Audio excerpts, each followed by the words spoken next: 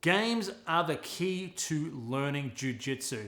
Real learning is learning by trial and error. It's how you've learned how to do everything. It's how you've learned how to walk, how to talk, how to ride a bike. It's all about trying something, making mistakes, identifying the mistakes, and fixing them. I have games specifically designed to be able to simplify the vastness of jiu-jitsu into small little areas. The best thing about doing this is you get instant feedback. And that is so valuable. So often in jiu-jitsu, we make mistakes and then the position changes and then the round finishes and then you never get a chance to go back into that same area and work the problem. And you might have 50 problems like that in one roll that you never get to address. And then what happens? You don't get a chance to learn. I want you to be able to have the confidence to make mistakes, identify those mistakes, fix them, make a new mistake, identify that mistake, fix it, and just keep going.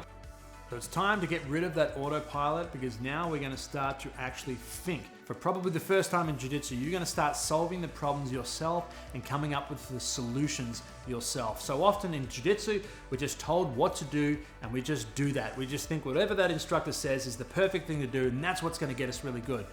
I'm here to tell you that doesn't, okay? That is the slowest way to progression.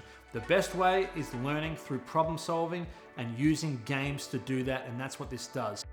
There is nothing out there on the market like this right now, and trust me, if you put this into action, you're gonna have the edge on all your opponents, and most importantly, your training partners, because they're the ones that are gonna get it the most.